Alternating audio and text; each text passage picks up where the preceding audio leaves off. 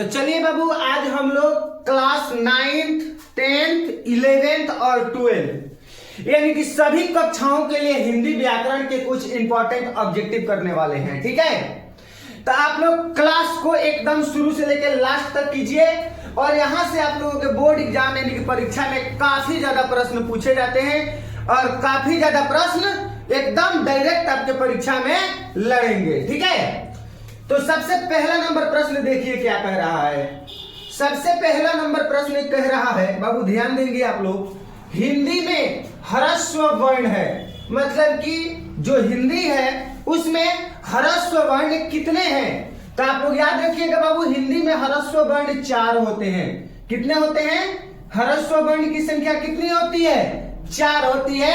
आप लोग याद रखिएगा। ठीक है, आप लोग क्लास में कमेंट करके बताइए कि सर जी मतलब कि आप लोगों की मतलब कि कौन सी टॉपिक पे वीडियो चाहिए, क्या टॉपिक पे वीडियो बनाना है। आप लोगों को उस टॉपिक के बारे में एकदम बढ़िया तरीका से वीडियो बना के अपलोड कर दिया जाएगा। ठीक है, चलिए उसके बाद में बताइएगा हिंदी में अंतः अस्त वर्ण की संख्या कितनी है। अंतः अस्त वर्ण, अंतः क्या कह रहा है? अस्त वर्ण कह रहा है, अंतः अस्त वर्ण।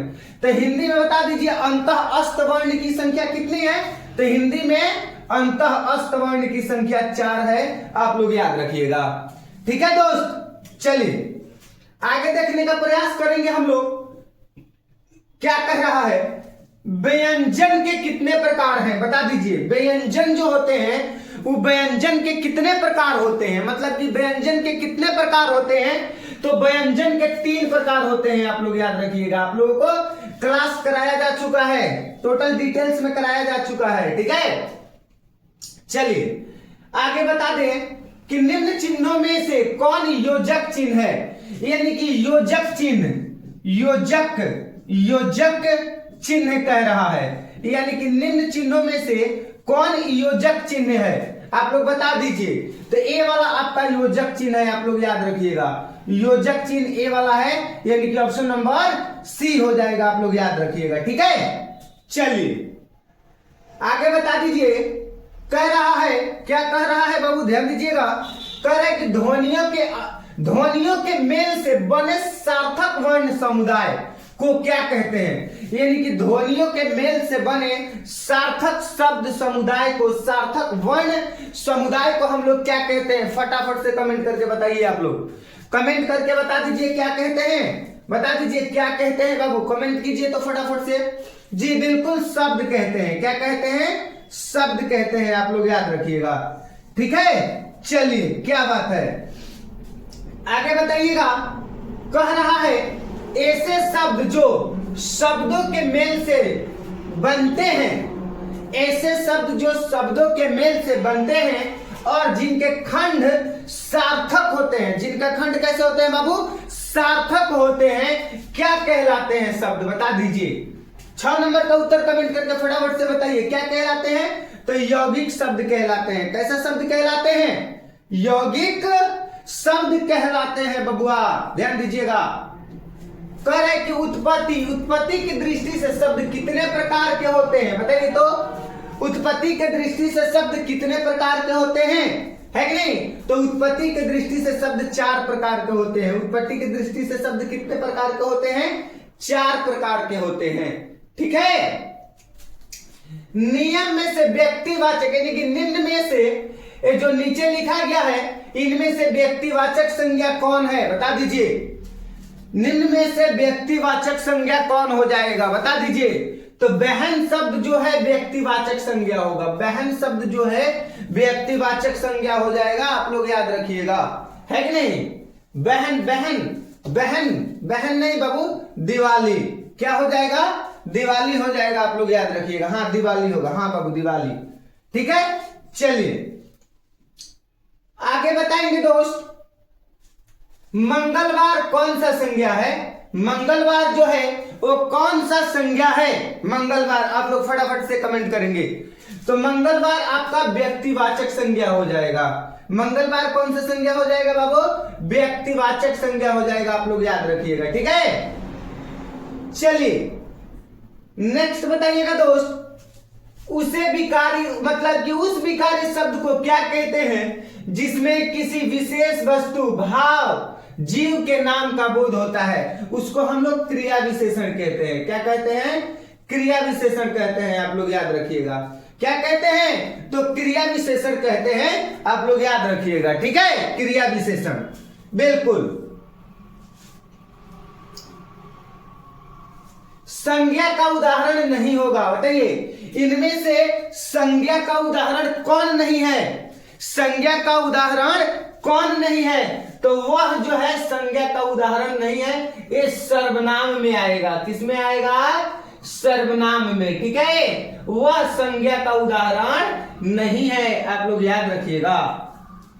चलिए बता दीजिए, रूपांतरण की दृष्टि से शब्द कितने प्रकार के होते हैं? रूपांतरण की दृष्टि से शब्द कितने प्रकार के होते हैं, आप लोग बता दीजिए।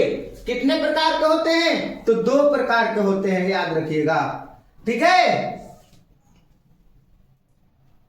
चलिए भाववाचक संज्ञा नहीं है, लड़ाई भाववाचक संज्ञा है, मिठाई आपका भाववाचक संज्ञा नहीं हो जाएगा, नहीं होगा। बाबू मिठाई के बात किया जा रहा है, ठीक है, मिठाई के बात किया जा रहा है। ठीक है, मिठास के नहीं, मिठास के नहीं किया जा रहा है, मिठाई के बात किया जा रहा है। तो मिठास आपका भाववाचक हो जाएगा, लेकिन मिठाई भाववाचक नहीं है, आप लोग याद रखिएगा। ठीक है, चलिए आगे बताइएगा। व्यक्तिवाचक संज्ञा है, कौन व्यक्तिवाचक संज्ञा है? यमुना, गाय, पहाड़, आम। बताइए, कमेंट कीजिए फटाफट से, कमेंट करके बता दीजिए। तो यमुना आपका व्यक्तिवाचक संज्ञा है। ठीक है, याद रखिएगा बिल्कुल। जातिवाचक संज्ञा है, कौन जातिवाचक संज्ञा है बाबू इसमें से? जातिवाचक संज्ञा कौन है? आप लोग कमेंट करके बताइए कौन जातिवाचक है। तो लड़का जातिवाचक है कि नहीं? लड़का कहने से इसके अंतर्गत राम, श्याम, मोहन, सूरज, पुकार, मतलब इसमें बहुत सारा आ जाएंगे। ठीक है, आप लोग याद रखिएगा। चलिए आगे देखिए क्या कह रहा है। कह रहे कि वस्तु, स्थान, भाव या विचार की घोतक शब्द को क्या कहते हैं? क्या कहते हैं बाबू? तो बता दीजिए आप लोग क्या कहते हैं, कमेंट करके बताइए क्या कहते हैं। तो संज्ञा कहते हैं, आप लोग याद रखिएगा। क्या कहते हैं बाबू? संज्ञा कहते हैं, आप लोग याद रखिएगा। ठीक है, बिल्कुल। अर्थ के विचार से संज्ञा के कितने प्रकार हैं? मतलब कि अर्थ के विचार से संज्ञा के कुल कितने प्रकार है बाबू? तो संज्ञा के 5 प्रकार है, आप लोग याद रखिएगा। ठीक है, चलिए आगे बताएंगे दोस्त। लड़का का भाववाचक संज्ञा होगा, लड़का जो शब्द है, लड़का का भाववाचक संज्ञा क्या हो जाएगा? आप लोग फटाफट से बता दीजिए। तो लड़का का भाववाचक लड़कपन हो जाएगा। लड़का का जो भाववाचक है क्या हो जाएगा? लड़कपन हो जाएगा, आप लोग याद रखिएगा बिल्कुल। चलिए आगे बढ़ते हैं। जातिवाचक संज्ञा बताएं, यानी कि इनमें से जातिवाचक संज्ञा जो है कौन हो जाएगा? फटाफट से बता दीजिए। जातिवाचक संज्ञा बताना है, कौन संज्ञा बताना है? जातिवाचक। तो लड़का जातिवाचक हो जाएगा, क्योंकि इसमें बहुत सारे लड़के आ जाएंगे। ठीक है, चलिए बुढ़ापे में इंसान बिल्कुल बच्चा बन जाता है। बिल्कुल, बुढ़ापे में इंसान बिल्कुल बच्चा बन जाता है। बुढ़ापे में इंसान बिल्कुल बच्चा बन जाता है। इस वाक्य में बुढ़ापे कौन सी संज्ञा है? इस वाक्य में जो बुढ़ापे है वे कौन सी संज्ञा है? तो इस वाक्य में बुढ़ापे भाववाचक संज्ञा हो जाएगा। कौन सा संज्ञा हो जाएगा बाबू? भाववाचक संज्ञा हो जाएगा। ठीक है, आप लोग बाबू चैनल को सब्सक्राइब कर लीजिए। आप लोगों को बायोलॉजी का 1 शॉट, यानी कि 1 शॉट में लेकर आ रहे हैं 15 से 18 नंबर के सब्जेक्टिव क्वेश्चन, है कि नहीं?